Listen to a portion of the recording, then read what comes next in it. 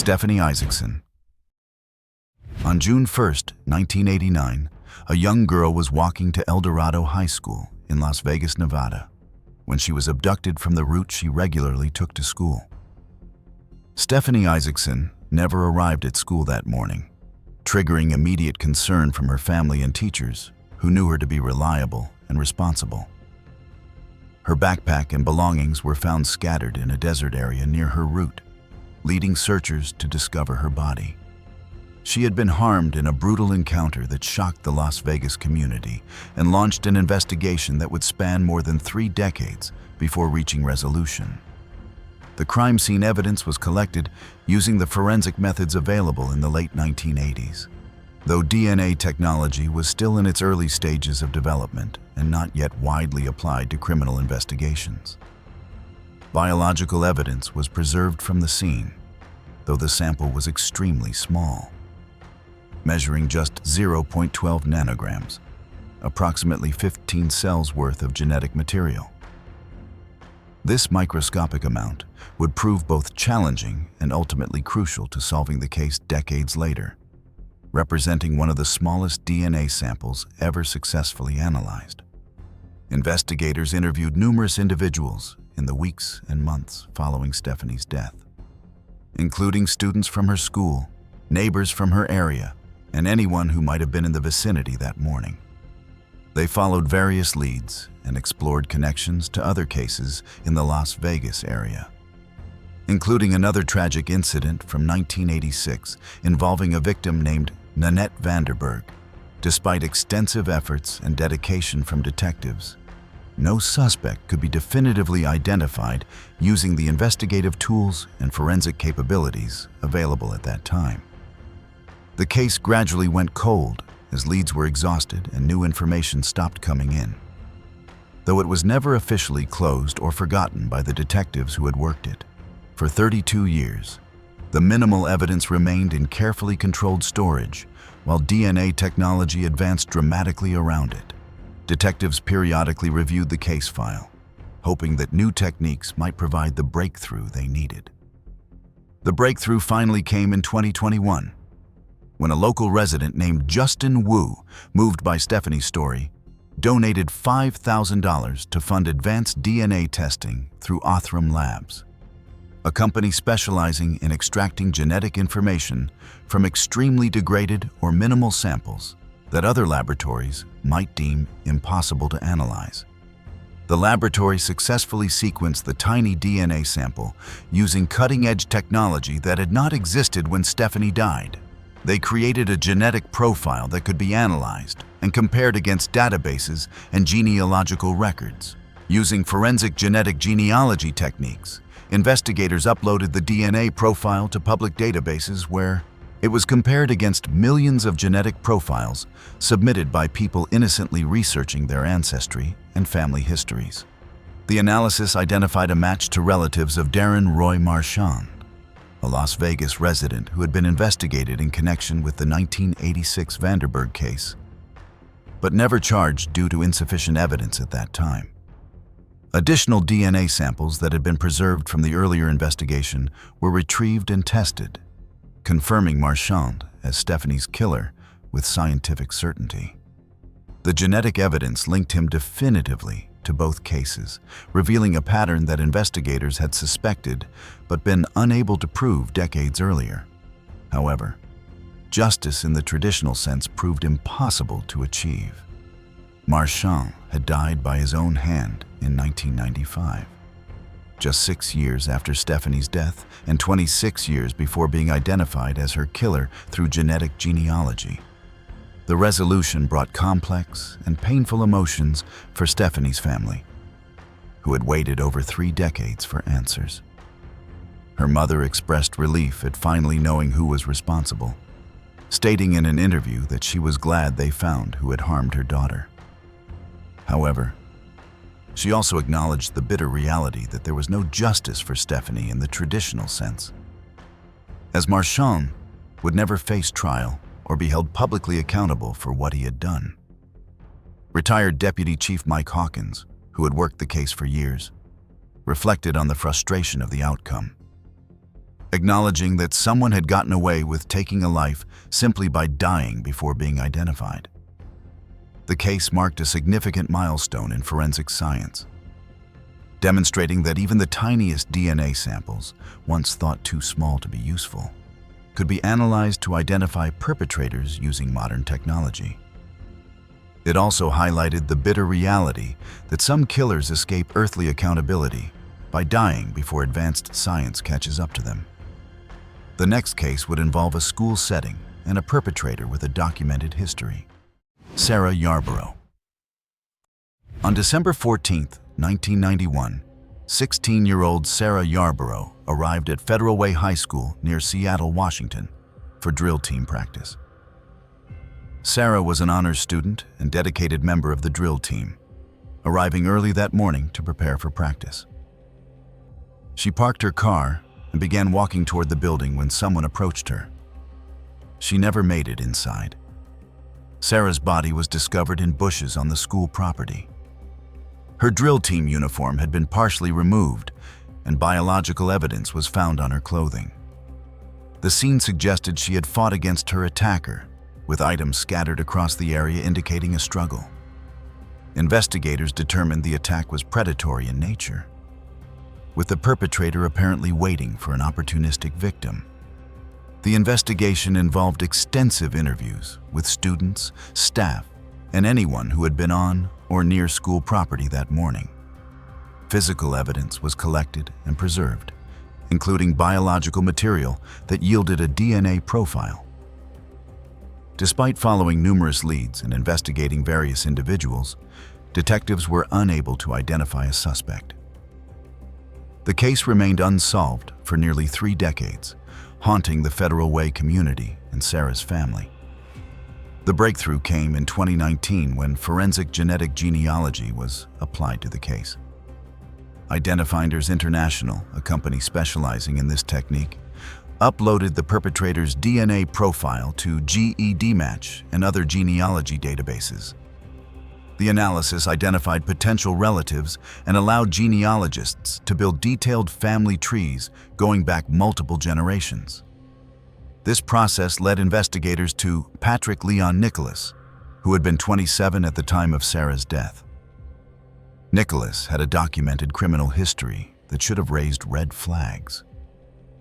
He had been convicted of attempted harm against a woman in 1983 and later faced charges related to inappropriate contact with a minor in 1993.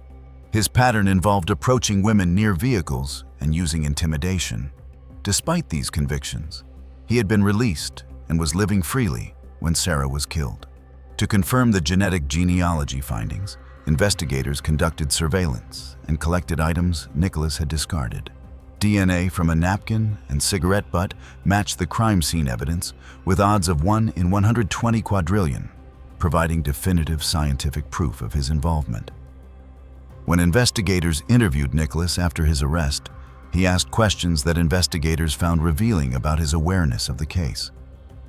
Nicholas was prosecuted and in 2023 received a sentence of 45 years in prison. The conviction brought relief to Sarah's family after 28 years of waiting. However, the case also raised troubling questions about how Nicholas had been able to harm Sarah despite his prior convictions. The disturbing element was that the system had released him after his 1983 conviction, giving him the opportunity to take Sarah's life 8 years later. While that case ended with conviction, the next would involve evidence from an unlikely source: Crystal Beslanovich. On December 19, 1995, 17-year-old Crystal Beslanovich was found deceased on the frozen shore of the Provo River in Utah. Crystal had been spending time with friends earlier that evening before the encounter that ended her life. The scene was discovered by people in the area, and investigators responded to find evidence suggesting a violent confrontation had occurred. The location presented unique challenges for evidence collection. The area was rocky and partially frozen, making the documentation and preservation of potential evidence difficult. However, investigators carefully processed the scene, collecting items, including rocks and other materials that might bear biological evidence. Traditional DNA testing methods available in the mid-1990s yielded limited results from the samples collected. The investigation involved interviewing Crystal's friends and acquaintances to establish a timeline of her final hours.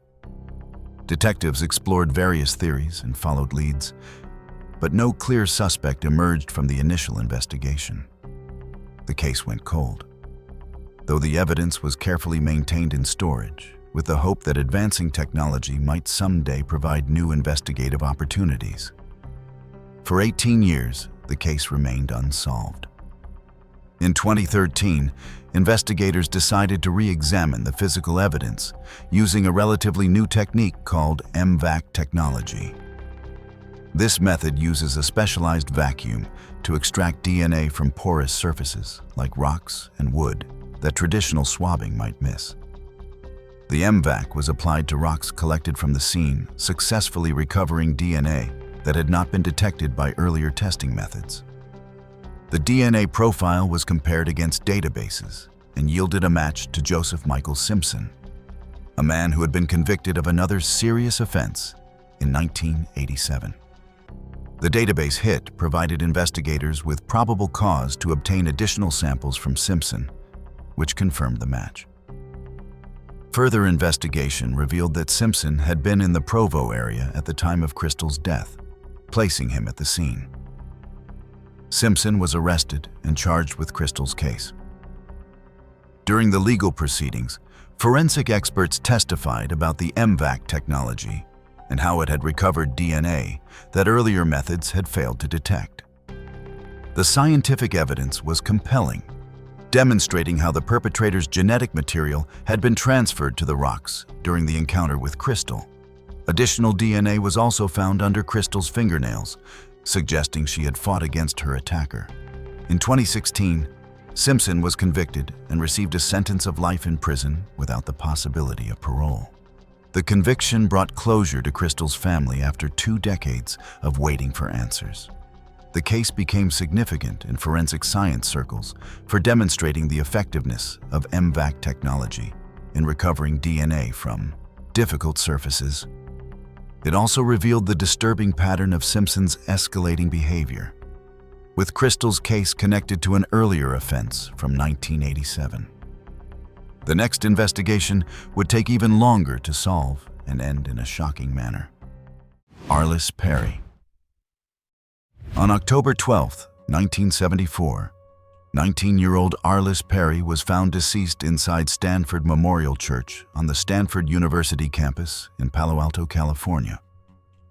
Arliss was a newlywed who had recently moved to California with her husband while he attended Stanford.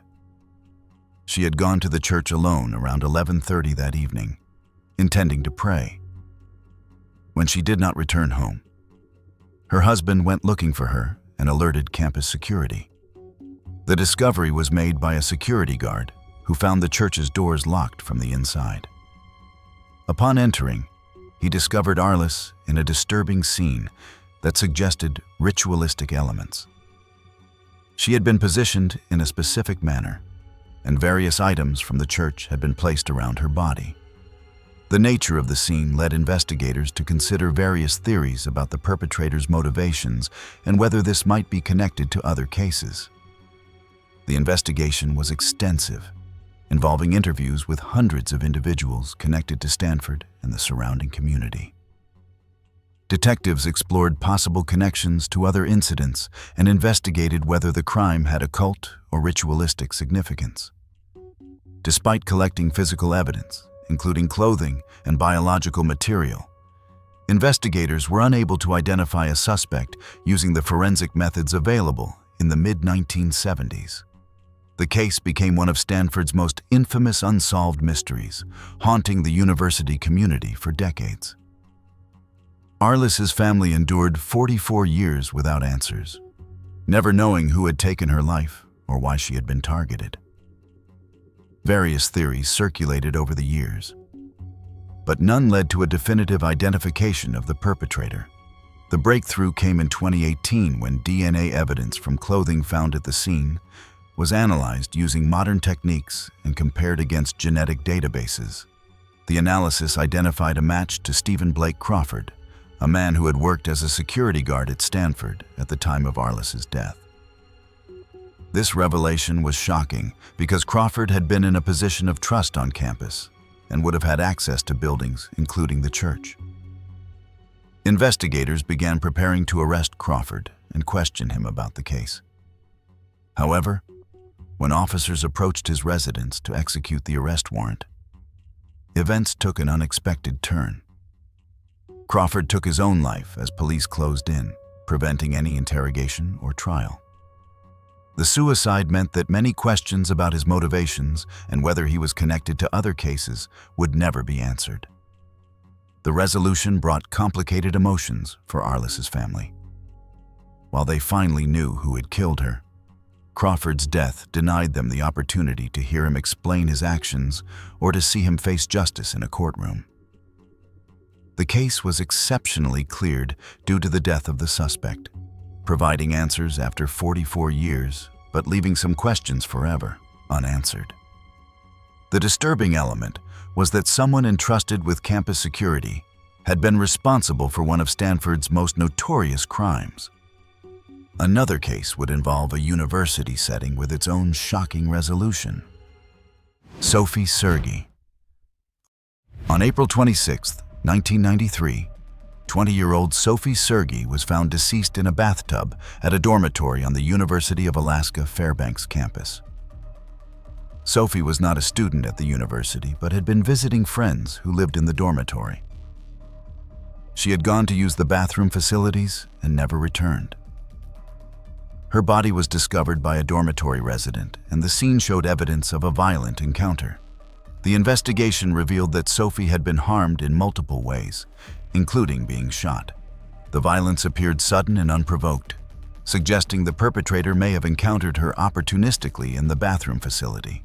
Investigators collected biological evidence from the scene and began interviewing dormitory residents and anyone who had been on campus that evening. Despite these extensive efforts, no suspect was identified in the initial investigation. The case went cold for 26 years, becoming one of Alaska's most frustrating unsolved cases.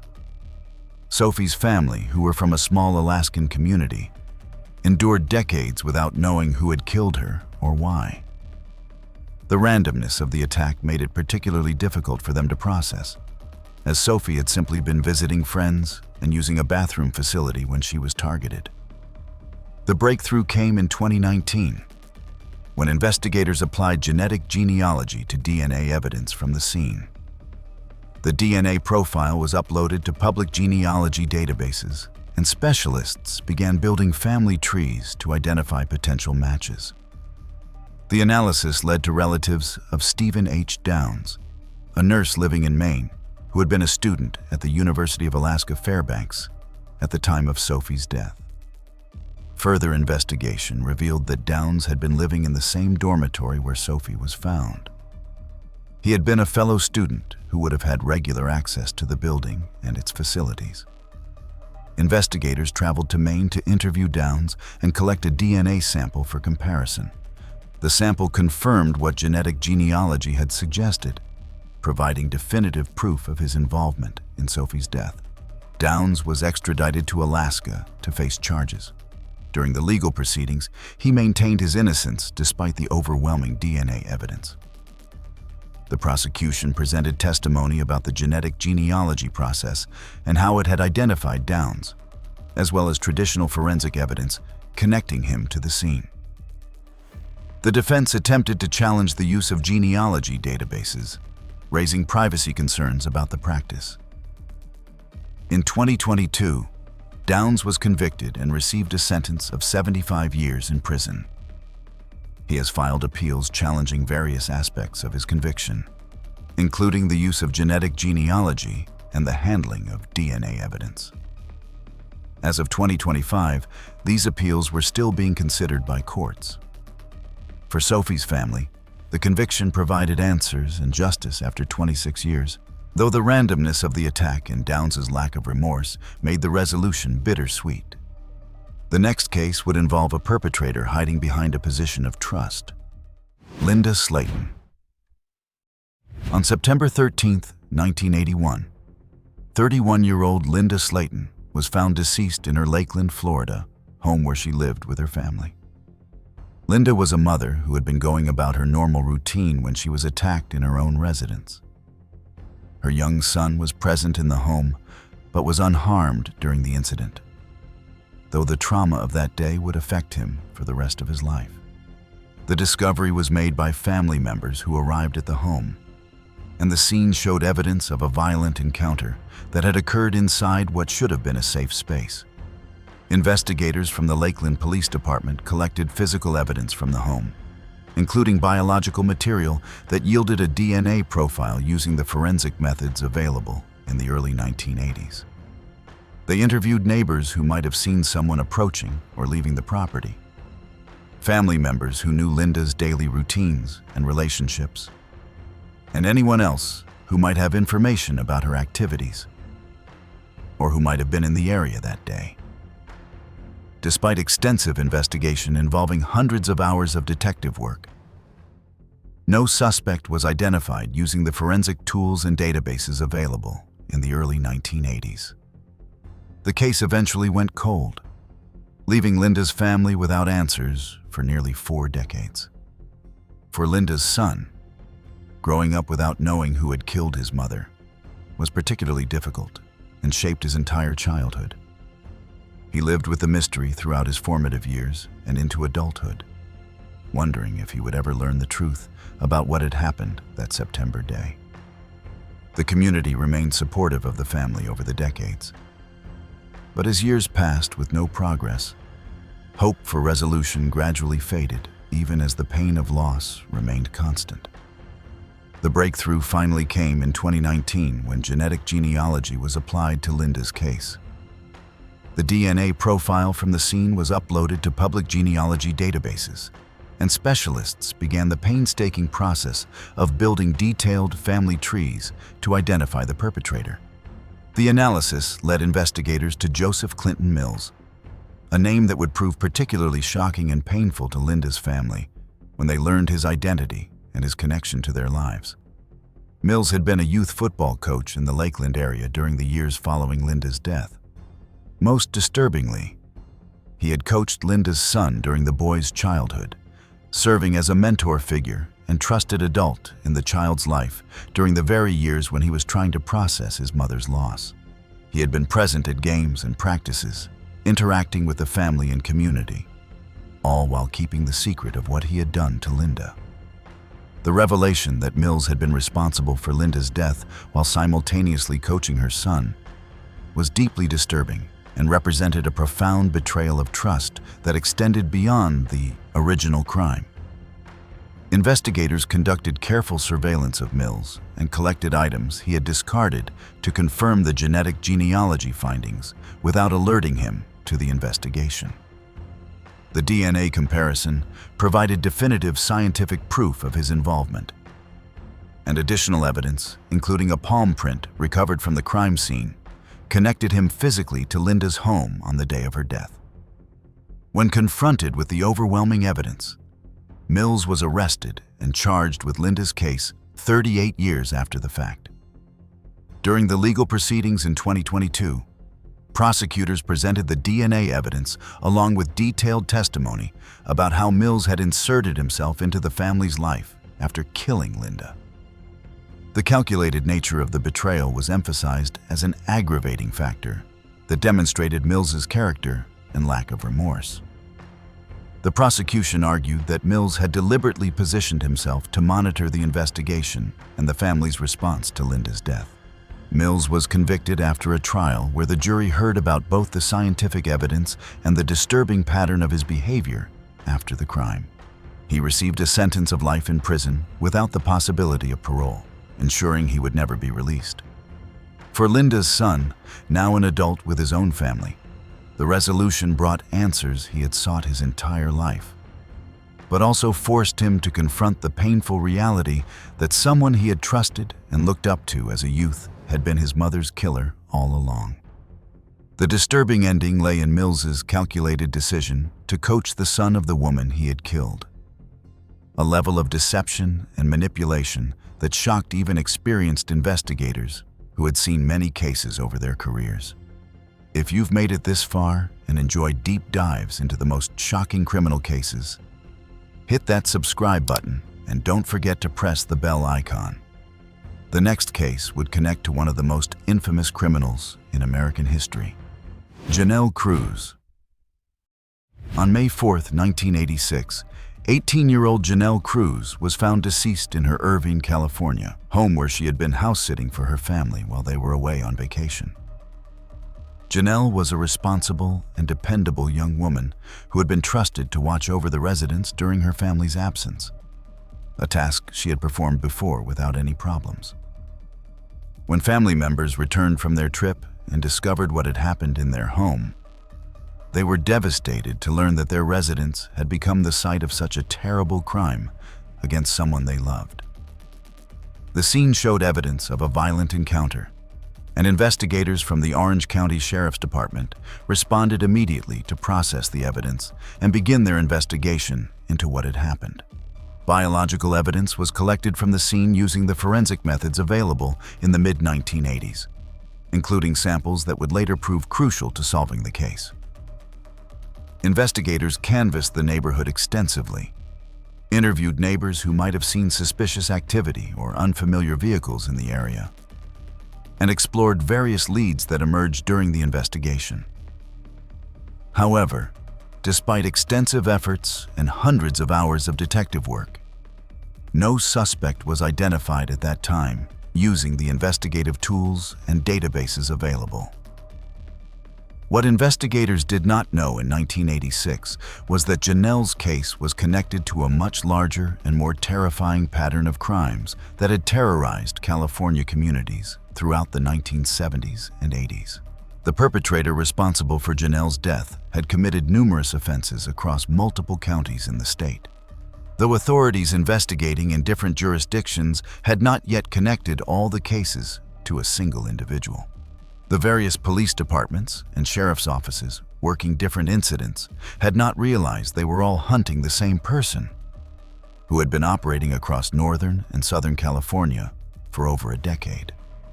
For 32 years, Janelle's case remained officially unsolved, though investigators periodically reviewed the evidence, hoping for a breakthrough.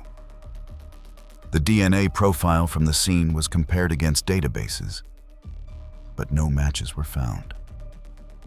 The case seemed destined to remain cold indefinitely, as the perpetrator had apparently stopped committing crimes and vanished without a trace.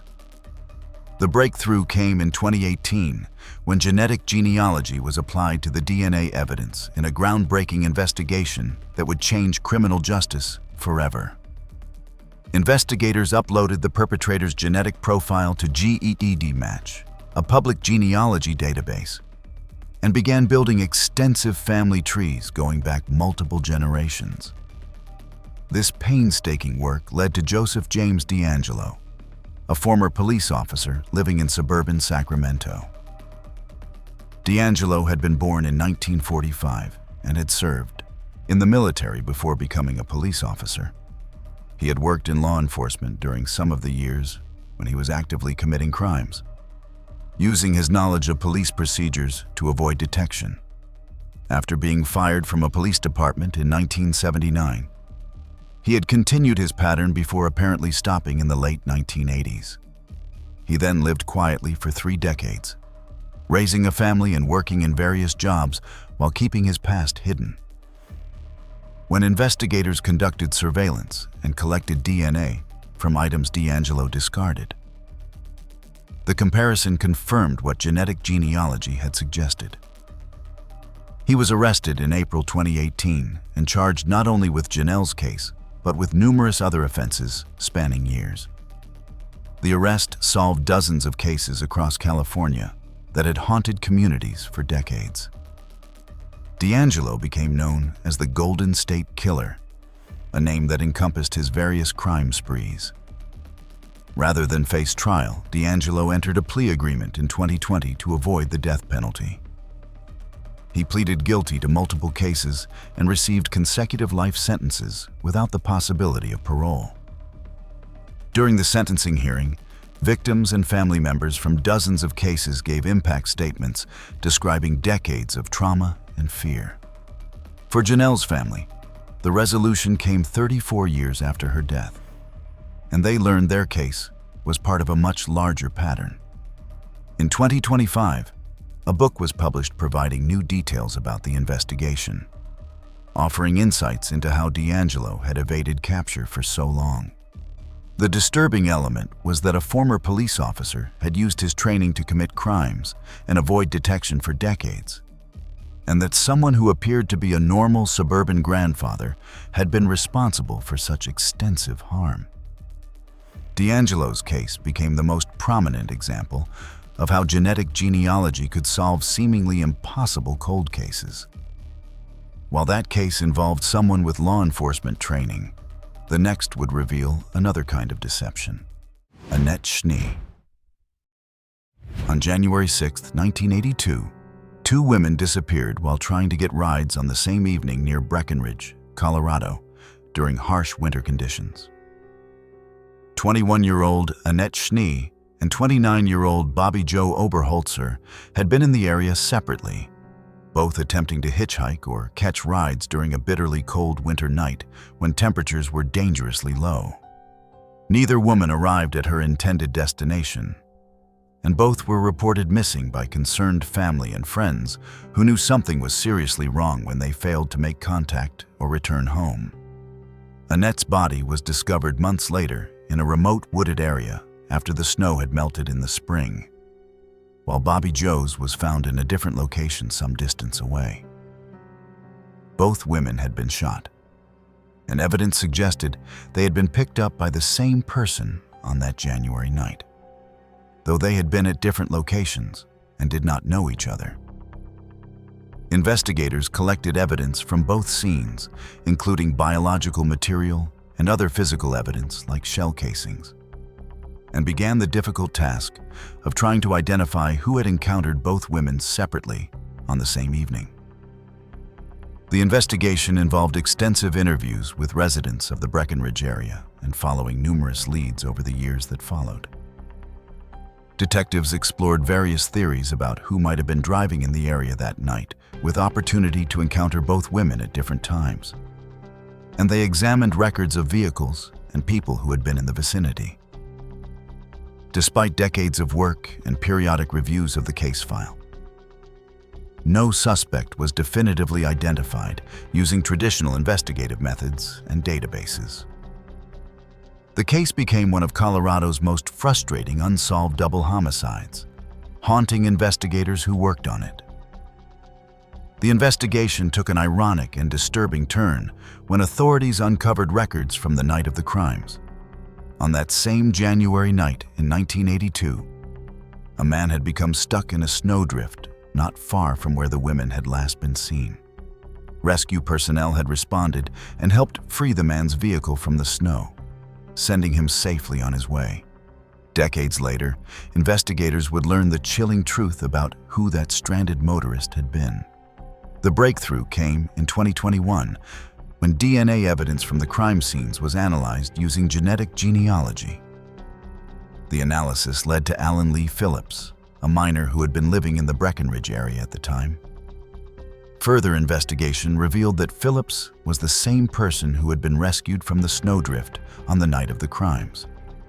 Authorities had unknowingly helped the killer get his vehicle unstuck after he had harmed the two women. When confronted with the DNA evidence, Phillips was arrested and charged with both homicides. Additional evidence, including a blood match and DNA from items Phillips had discarded, confirmed his involvement. The case proceeded to trial, where prosecutors presented the genetic evidence along with circumstantial evidence, placing Phillips in the area and demonstrating his opportunity to encounter both women. Phillips was convicted and received 2 life sentences in 2022. However, the disturbing ending took another turn when Phillips died by his own hand while incarcerated in prison shortly after his conviction. The suicide meant that he would never serve out his full sentences or potentially provide information about whether there were other victims. For the families of Annette and Bobby Joe, the resolution brought answers after 40 years. But Phillips's death denied them the full justice of seeing him serve his sentences. The most chilling aspect was the irony that rescue personnel had helped him on the very night he had committed the crimes. The next case would involve another perpetrator who took his own life to avoid accountability. Danielle Hutchins. On September 24, 1996, a young girl disappeared from the Huntley area of Montana, sparking an immediate search involving law enforcement and community volunteers. Danielle Hutchins had been spending time in the area and was last seen before vanishing without a trace.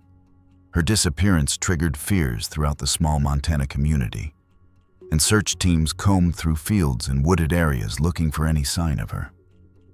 Her body was discovered in a field days later, ending hopes that she might still be found alive. Evidence collected from the scene included biological material that was preserved using the forensic methods available in the mid-1990s. Investigators interviewed numerous individuals in the community, explored various theories, and followed leads. But no suspect was identified despite extensive efforts. The case went cold, leaving Danielle's family without answers for nearly 3 decades. The evidence from Danielle's case remained in storage as DNA technology advanced over the following decades. Cold case investigators periodically reviewed the file, hoping that new techniques might provide the breakthrough needed to identify the perpetrator. The community never forgot Danielle, with her case remaining one of Montana's most haunting unsolved crimes from that era. The breakthrough came in 2024 when genetic genealogy was applied to hair evidence from the case. DNA was successfully extracted from the hair samples and uploaded to genealogy databases where specialists began building family trees to identify potential suspects. The analysis led investigators to Paul Hutchinson, who had been a student in the Huntley area at the time of Danielle's death. Hutchinson had been living quietly in Montana for nearly 3 decades, seemingly leading a normal life with no apparent connection to any criminal activity. When investigators identified him through genetic genealogy, they approached him for an interview to discuss the case. Hutchinson agreed to speak with investigators, and during that interview, they confronted him with the DNA evidence linking him to Danielle's case. However, before charges could be filed or the investigation could be completed, Hutchinson died by his own hand shortly after the interview with law enforcement. His suicide came as investigators were building their case and preparing to present evidence to prosecutors. The timing suggested he knew the DNA evidence was irrefutable and chose to avoid facing justice rather than be held accountable. Hutchinson's wife spoke publicly after his death, expressing shock at the allegations and describing the husband she had known for years, who bore no resemblance to someone capable of such an act. Her statements reflected the common theme in many of these cases, where family members of perpetrators struggled to reconcile the person they knew with the crimes they committed. For Danielle's family, the resolution was bittersweet. The DNA evidence had definitively identified who was responsible after 28 years. But Hutchinson's suicide meant there would never be a trial, no public accounting of what happened, and no opportunity for the family to confront him or hear him explain his actions. The case was exceptionally cleared due to the death of the suspect, providing answers but denying traditional justice. Another case would also end with a deceased suspect identified decades after the crime. Marilyn Decker. On February 18, 1987, 33-year-old Marilyn Decker was found deceased in her Davie, Florida apartment. Marilyn had been going about her normal routine when she was attacked in her own home. The discovery was made when she failed to show up for expected appointments, prompting concerned friends to check on her welfare. The scene showed evidence of a violent encounter, and investigators from the Davie Police Department responded to process the evidence. Biological evidence was collected from the scene, including hair samples that were preserved using the forensic methods available in the late 1980s. Investigators interviewed neighbors, friends, and anyone who might have information about Marilyn's activities or who might have been in the area. They explored various theories and followed leads. But despite extensive efforts, no suspect was identified using the investigative tools available at that time. The case went cold, joining thousands of other unsolved homicides from that era. For 38 years, Marilyn's case remained unsolved. Her family endured decades without knowing who had taken her life or why she had been targeted in her own home. The evidence remained carefully stored, waiting for technology to advance enough to provide new investigative opportunities. Detectives who worked cold cases periodically reviewed the file, but without a viable suspect or new leads, the case seemed destined to remain unsolved. The breakthrough came in 2025 when DNA testing was performed on the preserved hair samples using advanced techniques that had not existed when Marilyn died. The analysis successfully extracted DNA from the hair shafts and created a genetic profile that could be compared against databases. The comparison yielded a match to Donald Lawless, a man with an extensive criminal history who had been active in the Broward County area. Further investigation revealed that Lawless had died in 1995, just 8 years after Marilyn's death and 30 years before being identified as her killer. Records showed that Lawless had been involved in various criminal activities throughout his life, suggesting a pattern of behavior that had escalated to the most serious level with Marilyn's case. His death from natural causes meant he had never been held accountable for what he had done to Marilyn. The identification of Lawless brought closure to Marilyn's family after 38 years of waiting. They finally knew who was responsible and could process their loss with that knowledge. However, Lawless's death decades earlier meant there would never be a trial, no opportunity to hear him explain his actions, and no formal justice through the court system. The case was officially closed in 2025 as exceptionally cleared due to the death of the suspect. The disturbing element was that Lawless had lived for 8 more years after Marilyn's death, potentially committing other offenses before dying, and had escaped any consequences for what he had done. The case demonstrated both the power of modern DNA technology to solve decades-old crimes and the frustration that comes when perpetrators die before advanced science catches up to them. The next investigation would cross international borders before reaching resolution. Catherine Daviau. On May 24, 2008, 33-year-old Catherine Daviau was found deceased in her Montreal apartment in Canada. Catherine had been going about her normal activities when she was attacked in her home. The discovery shocked the Montreal community and launched an investigation by the Service de Police de la Ville de Montréal that would span 17 years before reaching resolution. Evidence was collected from the scene, including biological material that was preserved for future analysis. Investigators interviewed neighbors, reviewed security footage from the building and surrounding areas, and explored various theories about who might have been responsible. They examined Catherine's relationships, activities, and anyone who might have had reason to target her. Despite extensive investigation, no suspect was identified in the initial years following her death. The case remained active, but unsolved as years passed. Catherine's family endured over a decade and a half without knowing who had taken her life or why she had been targeted. The investigation periodically received renewed attention as detectives reviewed the evidence and explored new leads. But progress remained elusive until advances in DNA technology provided new opportunities. The breakthrough came in 2025 when genetic genealogy was applied to DNA evidence from the scene. The analysis led investigators to Jacques Bolduc, a man with a criminal history that included robberies and other serious offenses. Further investigation revealed that Bolduc had been active in criminal enterprises throughout his life and had been convicted of various crimes over the years. Investigators worked to build a comprehensive case against Bolduc, gathering additional evidence and documenting his connection to the crime.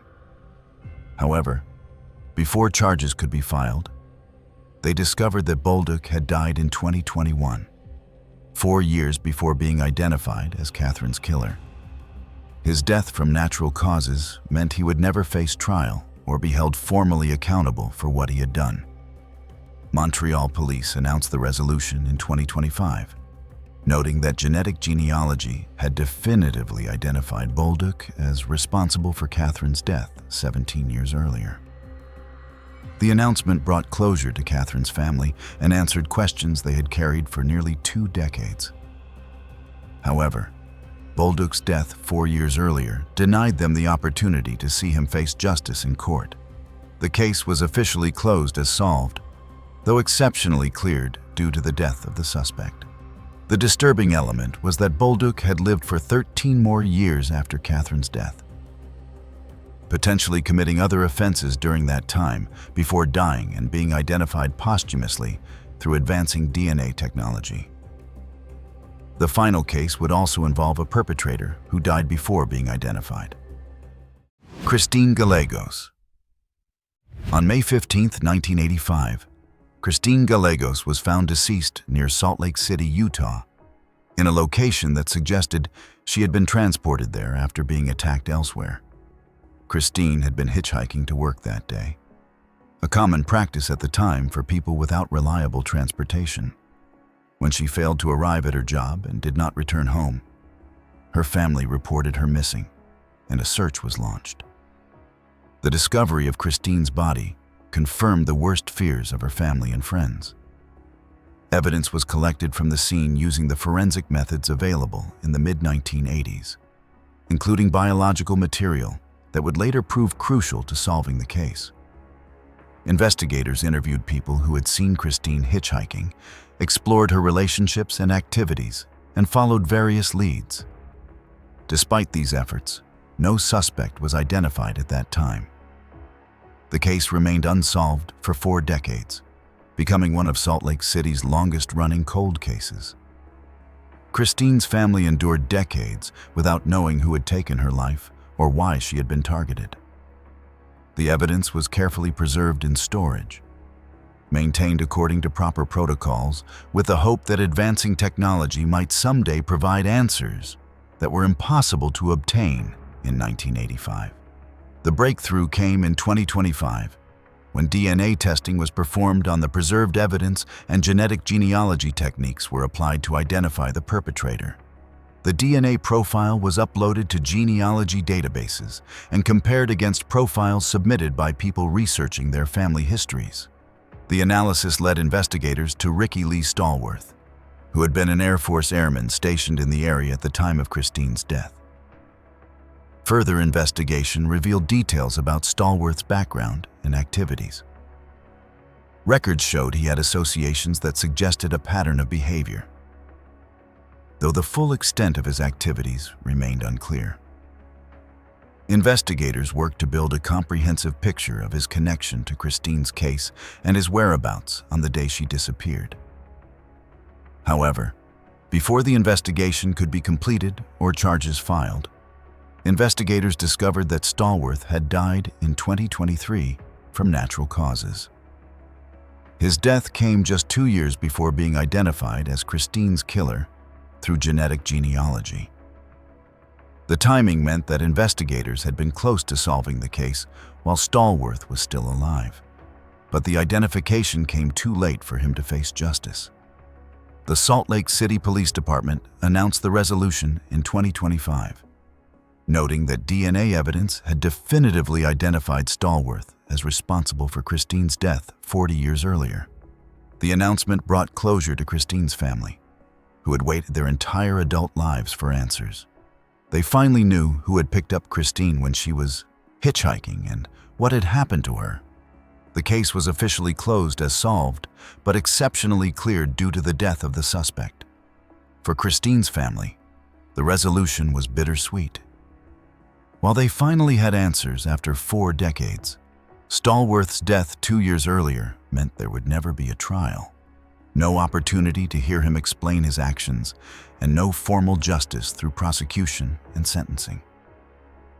The disturbing element was that Stallworth had lived for 38 more years after Christine's death before dying, having escaped accountability for what he had done and potentially leaving other cases unsolved.